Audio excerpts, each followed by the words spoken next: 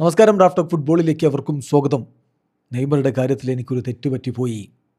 ഞാൻ പിന്നെ ആലോചിക്കുമ്പോൾ അങ്ങനെയല്ല ഞാൻ തീരുമാനിക്കേണ്ടിയിരുന്നത് എന്ന് എനിക്കിപ്പോൾ തോന്നാറുണ്ട്. പറയുന്നത് ബ്രസീൽ ടീമിൻ്റെ കോച്ചായിരുന്ന ടിറ്റയാണ്.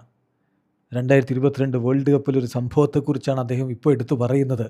2026 വേൾഡ് കപ്പ് നമ്മുടെ പടിവാതിക്കലെത്തി നിൽക്കുമ്പോൾ, നെയ്മർ ജൂനിയർ ഈ വേൾഡ് കപ്പ് കളിക്കുമോ എന്ന് ഉറപ്പില്ലാതെ നിൽക്കുമ്പോൾ, നെയ്മർ ജൂനിയറുടെ പ്രാധാന്യത്തെ എടുത്ത് കാണിച്ചുകൊണ്ട് ടിറ്റ ചില കാര്യങ്ങൾ പറയുന്നു. 2022 വേൾഡ് കപ്പിലെ ബ്രസീൽ ടീമുണ്ടല്ലോ, സമീപകാലത്ത് ബ്രസീൽ അവതരിപ്പിച്ച ഏറ്റവും മികച്ച ടീമായിരുന്നു അത്. കിരീടത്തിലേക്ക് പോകുമെന്ന് ബ്രസീലിയൻ താരങ്ങൾ അത്രയധികം ഉറച്ചു വിശ്വസിച്ചിരുന്നു. നെയ്മർ അത് പലവട്ടം പറഞ്ഞു, ഞാൻ കളിച്ച ഏറ്റവും മികച്ച ബ്രസീൽ ടീമായിരുന്നു അത് എന്ന്. ബട്ട് അൺഫോർച്ചുനേറ്റ്ലി പെനാൽറ്റി ഷൂട്ടൗട്ടിലാണ് അന്ന് വീണുപോയത്. ഒരു പക്ഷേ ആ കടമ്പ കടന്നിരുന്നെങ്കിൽ, ക്വാർട്ടർ ഫൈനലിൽ ആ കടമ്പ കടന്നിരുന്നെങ്കിൽ പിന്നെ എവിടെയും എത്താമായിരുന്നു. അത്രയും മികച്ച ടാലൻറ്റഡായ ടീമായിരുന്നു അത്. ബട്ട് അൺഫോർച്ചുനേറ്റ്ലി ഇതൊക്കെയാണ് വേൾഡ് കപ്പ്. ചിലരങ്ങ് രക്ഷപ്പെട്ടു പോകും. പെനാൽറ്റി ഷൂട്ടൗട്ടിൻ്റെ ഭാഗ്യനിർഭാഗ്യങ്ങളിൽ വരെ വേൾഡ് കപ്പ് നിർണ്ണയിക്കപ്പെടും. അതൊക്കെ നമ്മൾ പലവട്ടം കണ്ടത്. 94 ബ്രസീലിൻ്റെ കിരീടം, 2002 അർജൻറ്റീനയുടെ കിരീടം ഒക്കെ അങ്ങനെയായിരുന്നു. പക്ഷേ ചിലരോ പെനാൽറ്റി ഷൂട്ടൗട്ടിൽ വീണു പോകും. അന്ന് ബ്രസീൽ ക്വാർട്ടർ ഫൈനലിൽ വീണുപോയതും അതുപോലൊരു പെനാൽറ്റി ഷൂട്ടൗട്ടിലായിരുന്നു. ക്രൊയേഷ്യക്കെതിരെ ബ്രസീലിൻ്റെ കളി, ആ കളിയിൽ ബ്രസീലിൻ്റെ സ്റ്റാർട്ടിംഗ് ലൈനപ്പിൽ നെയ്മർ ജൂനിയർ ഉണ്ടായിരുന്നില്ല എന്ന കാര്യം ഓർക്കുക.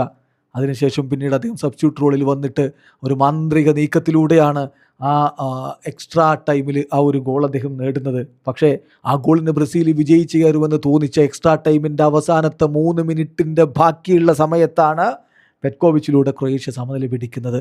പിന്നെ സംഭവിച്ചത് എന്താ? പെനാൽറ്റി ഷൂട്ടൗട്ടിൽ ബ്രസീൽ വീണു. നെയ്മർ ജൂനിയർ പെനാൽറ്റി എടുത്തില്ല. 5 പെനാൽറ്റികൾ, അത് പൂർത്തിയാക്കാനുള്ള സമയം കിട്ടിയില്ല. 4 പെനാൽറ്റി തന്നെ കളി കഴിഞ്ഞു. റോഡ്രിഗോ ആദ്യ പെനാൽറ്റി മിസ് ചെയ്തു. കസമിറോയും പെഡ്രോയും പെനാൽറ്റികൾ ഗോളാക്കിയെങ്കിലും മാർക്കിഞ്ഞോസിൻ്റെ 4ാമത്തെ പെനാൽറ്റി മിസ്സാവുന്നു. അവിടെ തീരുന്നു ബ്രസീലിൻ്റെ പ്രയാണം. 5ാമത്തെ പെനാൽറ്റി എടുക്കാൻ കാത്തു നിന്ന നെയ്മർ ജൂനിയർ നിരാശനായിട്ട് കണ്ണ് കലങ്ങിയിട്ട് ആ ഗ്രൗണ്ടിലിരുന്ന ഇരുത്തം ഇന്നും ബ്രസീലിൻ്റെ ആരാധകരുടെ ഇടനെഞ്ചിലുണ്ടാകും. ആ തീരുമാനത്തെക്കുറിച്ചാണ് ഇപ്പോൾ ടിറ്റ പറയുന്നത്. എന്ത്? നെയ്മറെ കൊണ്ട് ആദ്യ പെനാൽറ്റി എടുപ്പിക്കണമായിരുന്നു. എനിക്ക് പിഴച്ചു. ഞാൻ 5ാമത്തെ പെനാൽറ്റിയെക്കുറിച്ച് ചിന്തിച്ചത് എന്തുകൊണ്ടാണെന്ന് വെച്ചാൽ, പെനാൽറ്റി ഷൂട്ടൗട്ട് അഞ്ചാമത്തെ പെനാൽറ്റി വരെ എത്തിയാൽ അതൊരു ഹൈ പ്രഷർ പെനാൽറ്റി ആയിരിക്കും. അതെടുക്കാൻ ടീമിലെ ഏറ്റവും മികച്ച താരം വേണമല്ലോ എന്ന് കരുതിയിട്ടാണ് ഞാനത് ചെയ്തത്. മാത്രമല്ല, ഒളിമ്പിക്സിൽ 5ാമത്തെ പെനാൽറ്റി എടുത്തുകൊണ്ടാണ് നെയ്മർ ജൂനിയർ ബ്രസീൽ ടീമിനെ ചരിത്രത്തിലാദ്യമായിട്ട് ഗോൾഡ് മെഡൽ അണിയിച്ചത്.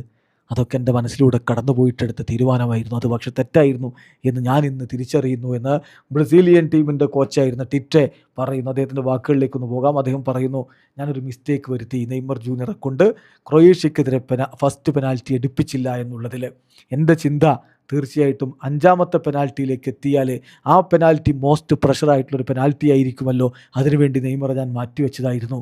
ഒരു പക്ഷേ എൻ്റെ മനസ്സിലൂടെ കടന്നുപോയ മറ്റൊരു കാര്യം, 5ാമത്തെ ഷോട്ടാണ് ഒളിമ്പിക്സിൽ ബ്രസീൽ ടീമിനെ ആ ഒരു മെഡൽ അണിയിച്ചുകൊണ്ട് നെയ്മർ അടിച്ചത്. 5ാമത്തെ പെനാൽറ്റി ആയിരുന്നു എന്നുള്ളതും എൻ്റെ മനസ്സിലൂടെ കടന്നുപോയിരുന്നു. അത് ഞങ്ങൾക്ക് അന്ന് കിരീടം ചൂടാൻ സഹായിച്ചിരുന്നു. പക്ഷേ ഇവിടെ അത് സംഭവിച്ചില്ല. തീർച്ചയായിട്ടും ഞാൻ അന്ന് 1ാമത്തെ പെനാൽറ്റി എന്ന് നെയ്മറെ കൊണ്ട് എടുപ്പിക്കണമായിരുന്നു. എൻ്റെ ഭാഗത്ത് തെറ്റുപറ്റിയെന്ന് ടിറ്റ എന്ന് പറയുന്നു. ഇനിയിപ്പോൾ പറഞ്ഞിട്ട് കാര്യമൊന്നുമില്ല.